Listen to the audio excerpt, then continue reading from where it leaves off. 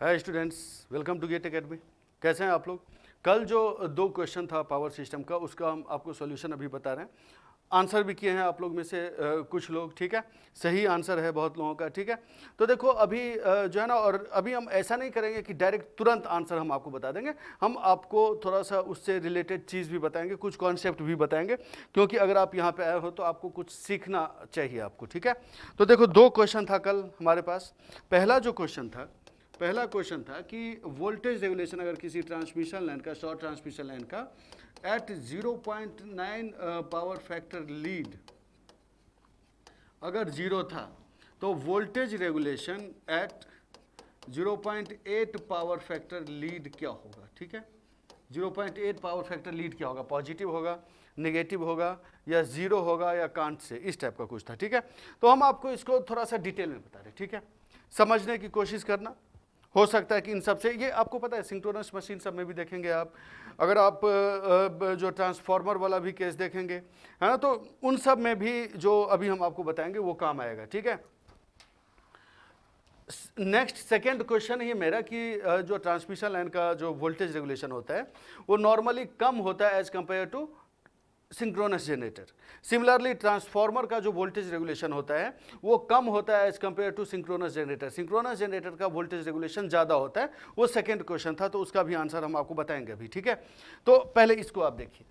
देखो ये था कि वोल्टेज रेगुलेशन जो है शॉर्ट ट्रांसमिशन लाइन में, अगर आप देखे होंगे तो I R R cos phi plus X sine phi divided by magnitude of V R into 100, ये था, ठीक है। ये वोल्टेज रेगुलेशन था परसेंटेज में। तो फॉर जीरो वोल्टेज रेगुलेशन क्या होना चाहिए? फॉर जीरो वोल्टेज रेगुलेशन क्या होना चाहिए? फॉर जीरो वोल्टेज रेगुलेशन क्या होना चाहिए? देखो आप लोगों को कॉन्सेप्ट यहाँ पे समझ में आएगा कुछ, है ना। R cos phi plus X sine phi is equal to zero. हाँ, और एक चीज़ हम आपको और भी बता दें कि जैसे इसमें जो फाई था ये वी आर है और ये आई आर है ना। तो ये जो लैगिंग था इसको हम लोग रिफरेंस लेके चले थे, है ना। तो अगर निगेटिव हो जाएगा तो ये ऊपर चला जाएगा। फाई अगर यहाँ पे आप समझ रहे हो मेरी बात, फाई की जगह पे अगर माइनस फाई कर देंगे हम लोग तो ये ऊपर की डायरेक्शन में चला जाएगा, तो वो लीडिंग हो जाएगा, ठीक है।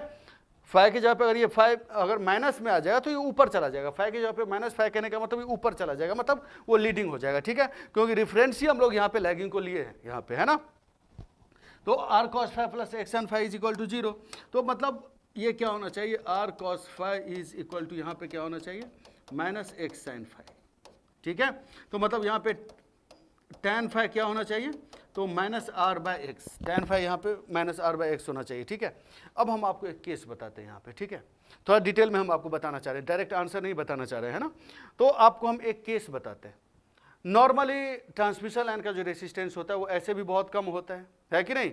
और वर्स्ट केस में स्टडी करने के लिए आर का वैल्यू ऐसे भी हम लोग जीरो ले लेते हैं, ठीक है। तो नॉर्मली आर का वैल्यू जीरो होता है, ठीक है। तो जस्ट यहाँ पे देखते हैं, एज्यूम करते हैं कि let R is almost zero, ठीक है।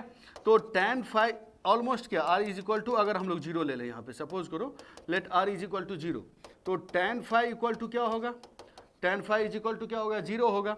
तो इसका मतलब फाइव इज इक्वल टू क्या होना चाहिए, यहाँ पे जीरो होना चाहिए। इसका मतलब cos phi is equal to यहाँ पे क्या होना चाहिए, यूनिटी होना चाहिए। मतलब कि अगर R equal to transmission line का रेसिस्टेंस अगर जीरो है तो यूनिटी पावर फैक्टर पे जो है ना, अगर लोड यूनिटी पावर फैक्टर पे रहेगा तो वोल्टेज रेगुलेशन जीरो होगा, ठीक है। वोल्टेज रेगुलेशन का जीरो होना हमेशा डिजायरेबल होगा, है ना। तो उस डिजायरेबल वोल्टेज रेगुलेशन को आपको लाने के लिए क्या करना पड़ेगा, लोड पावर फैक्टर को यूनिटी करना पड़ेगा, अगर ट्रांसमिशन लाइन का रेसिस्टेंस जीरो है तो। समझ रहे हो मेरी बात? तो ये एक अच्छी बात है ना, वोल्टेज रेगुलेशन का जीरो होना तो डिजायरेबल चीज हो गया ना। तो मतलब ये भी एक रीजन होता है पावर फैक्टर को इंप्रूव करने का। cos फाइव इक्वल टू 1 हो गया यहाँ पे, है ना। तो शॉर्ट ट्रांसमिशन लाइन के केस में देखेंगे अगर आप कि आर अगर इक्वल टू जीरो है तो at unity power factor voltage regulation is zero. और आर अगर मान लो जीरो नहीं है, आर का वैल्यू ऐसे भी बहुत कम होता है, तो ऑलमोस्ट यूनिटी पावर फैक्टर पे जो होगा ना वोल्टेज रेगुलेशन का वैल्यू जीरो होगा। ऑलमोस्ट हम बोल रहे हैं, आर का वैल्यू अगर जीरो नहीं है तो ऑलमोस्ट यूनिटी पावर फैक्टर पे वोल्टेज रेगुलेशन का वैल्यू क्या होगा, जीरो होगा। इतनी बात आप समझ में आ गया आप लोग को, ठीक है। फॉर मैक्सिमम वोल्टेज रेगुलेशन देखना, अब समझना, फॉर मैक्सिमम वोल्टेज रेगुलेशन अगर आप देखेंगे तो क्या होगा, फॉर मैक्सिमम वोल्टेज रेगुलेशन अगर आप देखेंगे तो क्या होगा, तो देखो डी वी आर मैक्सिमम या मिनिमम पे अगर आप स्लोप देखेंगे वो तो जीरो होता है ना, मैक्सिमम या मिनिमम तो स्लोप जीरो है, मैक्सिमम या मिनिमम पे स्लोप जीरो है, तो स्लोप जीरो करेंगे तो I R by magnitude of V R minus R sine phi plus X cos phi हो जाएगा, है ना। समझ रहे हो मेरी बात, this should be equal to zero, this should be equal to zero, correct है ये चीज। तो अब अगर आप यहां पे देखेंगे, अब अगर आप यहां पे देखेंगे तो R sine phi is equal to क्या होना चाहिए, एक्स कॉस फाइव। तो मतलब अगर आप देखेंगे तो tan फाइव इक्वल टू क्या होना चाहिए, एक्स बाय आर होना चाहिए, tan phi is equal to X by R होना चाहिए। अब यहाँ पे देखो एक चीज और देखिए आप, यहाँ पे फाइव क्या है, निगेटिव होगा, फाइव निगेटिव होगा, यहाँ पे फाइव निगेटिव होगा क्यों, है ना, माइनस आर बाय एक्स है क्योंकि आर पॉजिटिव एक्स पॉजिटिव, तो minus R by X is negative always, तो मतलब phi equal to negative, phi negative होना चाहिए, तो निगेटिव फाइव मतलब लीडिंग, तो लीडिंग के केस में वोल्टेज रेगुलेशन जीरो हो सकता है, और यहाँ पे फाइव पॉजिटिव, तो लैगिंग के केस में वोल्टेज रेगुलेशन मैक्सिमम हो सकता है, ठीक है। तो अब देखो सेम यहाँ पे देखेंगे तो फॉर जीरो सॉरी रेसिस्टेंस, या फिर ऐसे लिखो for R equal to zero, transmission line का रेसिस्टेंस अगर जीरो है तो उस केस में क्या होगा, tan फाइव अगर आप देखेंगे तो ये कितना रहेगा, इन्फिनिटी रहेगा, tan phi equal to infinity रहेगा, तो इसका मतलब फाइव इक्वल टू क्या रहेगा, 90 डिग्री रहेगा, मतलब cos फाइव इक्वल टू क्या रहेगा, जीरो रहेगा, ठीक है। तो मतलब अगर ट्रांसमिशन लाइन का रेसिस्टेंस जीरो है तो उस केस में अगर पावर फैक्टर, लोड का पावर फैक्टर अगर जीरो है तो वोल्टेज रेगुलेशन का वैल्यू मैक्सिमम होगा, और ऑब्वियसली ये लैगिंग के केस में होगा वोल्टेज रेगुलेशन का वैल्यू मैक्सिमम। आप समझ गए मेरी बात, मतलब जीरो वोल्टेज रेगुलेशन, मतलब अगर जीरो पावर फैक्टर है तो वोल्टेज रेगुलेशन मैक्सिमम हो गया, अगर यूनिटी पावर फैक्टर है तो वोल्टेज रेगुलेशन जीरो हो गया, ठीक है। ऑलमोस्ट की बात कर रहे हैं हम कि आर इक्वल टू जीरो लेके चल रहे हैं हम, है ना। तो मतलब ये हो गया कि ये जो पावर फैक्टर को इंप्रूव करने का एक रीजन आपको यहाँ से भी समझ में आ रहा होगा, है ना, कि पावर फैक्टर का वैल्यू जितना कम करोगे वोल्टेज रेगुलेशन उतना ही ज़्यादा होगा, वोल्टेज में वेरिएशन उतना ही ज़्यादा होगा। इतनी बात आपको क्लियर है। तो अब हम आपको यहाँ पे कुछ ग्राफ बता रहे हैं voltage regulation with respect to power factor, वहाँ से सब कुछ क्लियर हो जाएगा ना। ये क्वेश्चन भी, इससे रिलेटेड कोई भी क्वेश्चन आएगा तो वो सारे क्वेश्चन आप सॉल्व कर सकते हैं, ठीक है। समझ रहे हैं मेरी बात।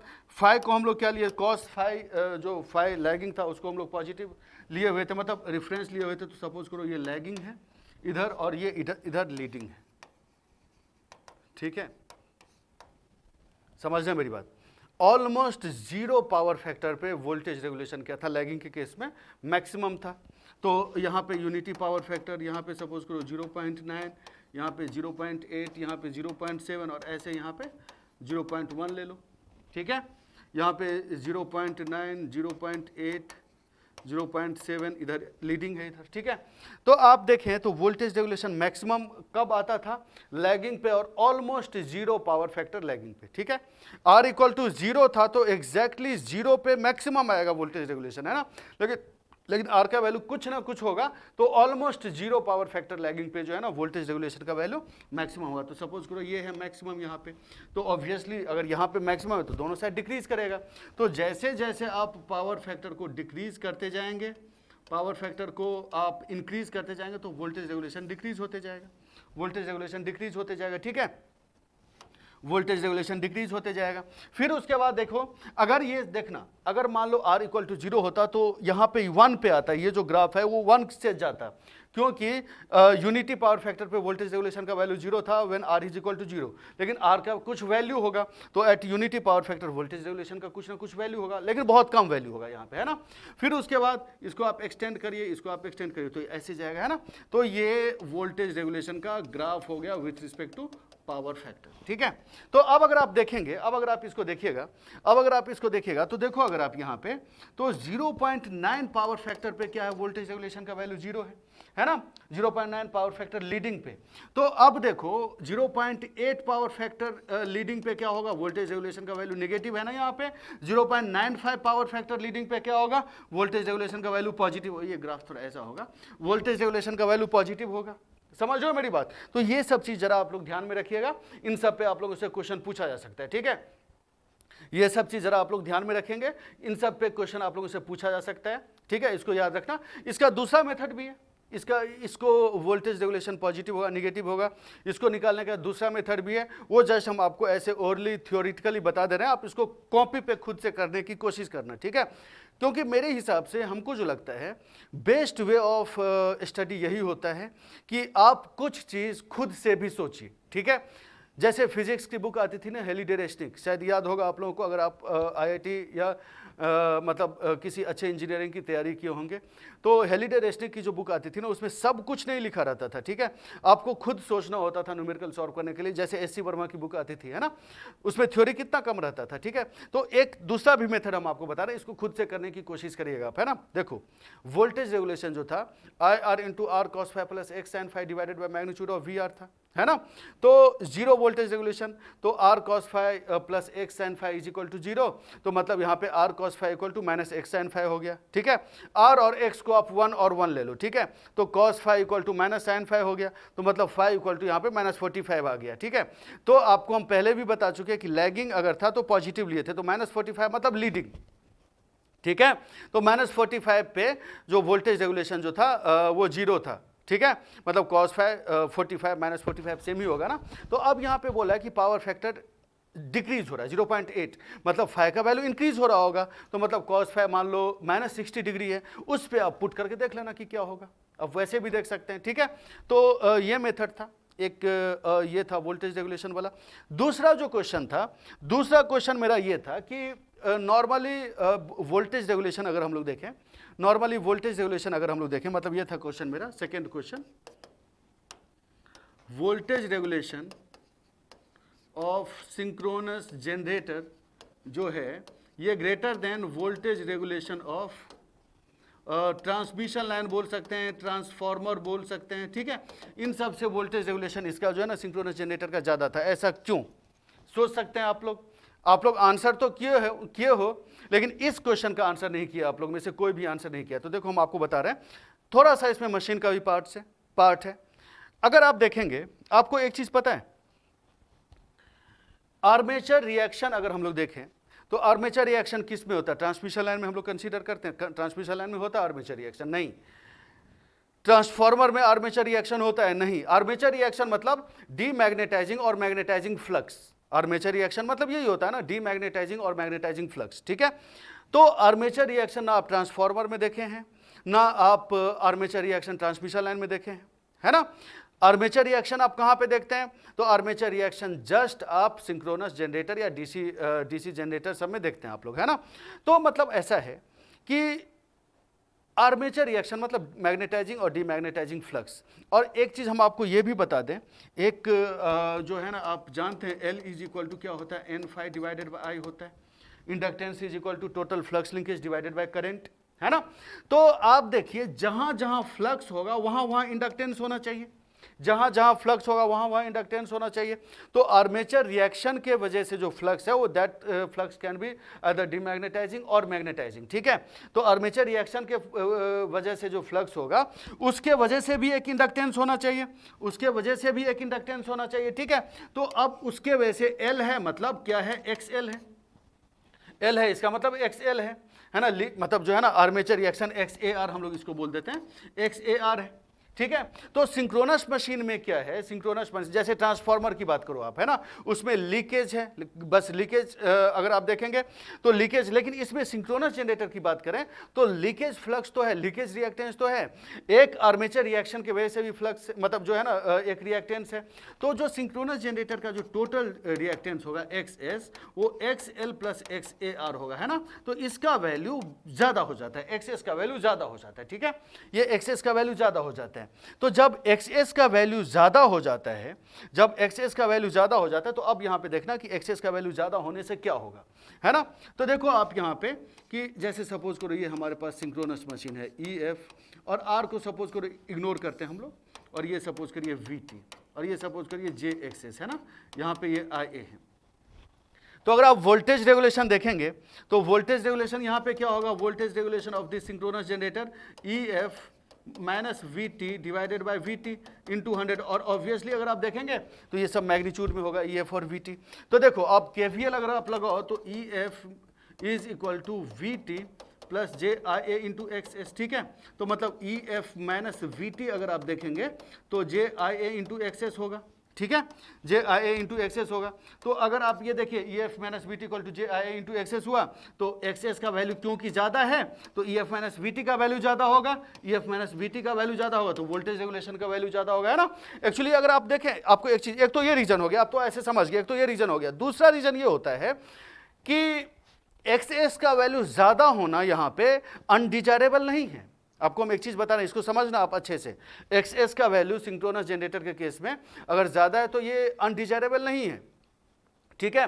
ऐसा इसलिए कि अगर मान लो शॉर्ट सर्किट फॉल्ट होता, अगर आप सपोज करिए शॉर्ट सर्किट फॉल्ट होता, अगर आप सपोज करिए यहाँ पे शॉर्ट सर्किट फॉल्ट होता, तो जो आईएससी फ्लो होने लगता है, इसमें आईएससी फ्लो होने लगता है, वो क्या होता है, E F divided by x S होता है मैग्नीट्यूड। तो अगर एक्स एस ज़्यादा है तो आईएससी का वैल्यू कम होगा ना, शॉर्ट सर्किट करंट का तो वैल्यू कम होगा। तो आप चाहेंगे कि जनरेटर के टर्मिनल पर अगर शॉर्ट सर्किट सब करंट होता या फॉल्ट होता है तो इस फॉल्ट का वैल्यू इतना डेंजरसली हाई नहीं होना चाहिए कि जो सिंक्रोनस मशीन है वही डैमेज हो जाए, ठीक है।